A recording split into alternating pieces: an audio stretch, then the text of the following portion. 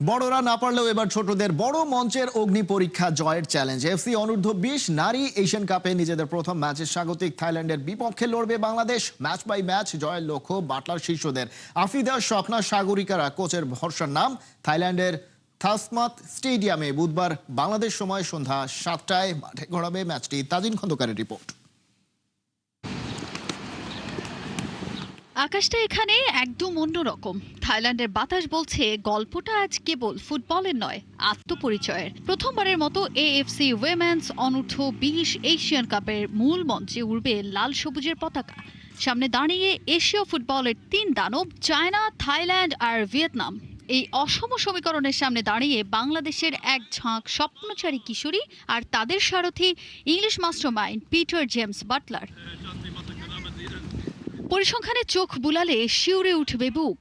China 2006 সালের সাবেক champion, Thailand যাদের আছে সেমিফাইনালের গৌরবময় ইতিহাস।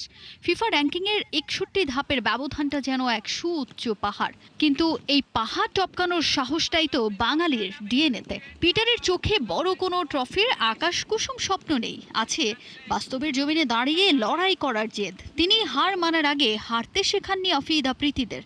ডিফেন্সে ক্যাপ্টেন আফিদা, নাসরিন মূল চালিকা শক্তি। মাঝমাঠে সেনানী স্বপ্না রানী, ইতি খাতুনরা। আর আক্রমণ ভাগে সাগরিকা, তানিয়াদের ওপর আছে পূর্ণ আস্থা। আমরা এখানে শিখতে এসেছি। সিনিয়র এশিয়ান কাপের ব্যর্থতা আমাদের বড় শিক্ষা দিয়েছে। আমি চাই মেয়েরা ভয় না পেয়ে নিজেদের স্বাভাবিক খেলাটাই খেলুক। সাফের আঙিনা আর এএফসির মঞ্চ এক নয়, এখানে প্রতিদ্বন্দ্বিতাটাই আসল। উৎসবের আনন্দ বিসর্জন দিয়ে ঈদের মায়া তুচ্ছ করে গেল 22 মার্চ থাইল্যান্ডে পা রেখেছিল এই অপরাজেয় কন্যারা। ভারত আর জর্ডানের বিপক্ষে প্রস্তুতি ম্যাচে নিজেদের ঝালিয়ে নেওয়া, ভিডিও অ্যানালাইসিসে প্রতিপক্ষের প্রতিটি মুভমেন্ট কাটাছেঁড়া করা, থাইল্যান্ড বধের ব্লু প্রিন্ট এখন তৈরি। অস্ট্রেলিয়ার মাটিতে সিনিয়রদের হারের দগদগে ক্ষত এখনো মোছেনি, কিন্তু সেই তিতা স্বাদটাই এখন বাটলারের তুরপের তাস। 10 থেকে 12 জন অভিজ্ঞ তরুণী এখন রণক্ষেত্রের প্রধান সেনাপতি। আমি অনূর্ধ্ব-20 দলের 10 থেকে 12 জন তরুণ খেলোয়াড়কে সিনিয়র এশিয়ান কাপে নিয়েছিলাম, কারণ তারা জাতীয় দলের কার্যক্রমের সঙ্গেই ছিল।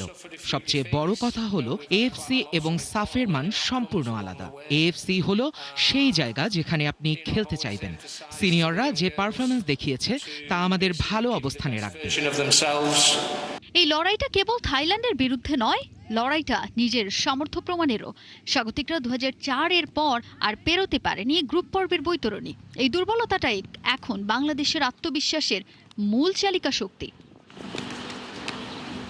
তাজিন খন্দকার, 71।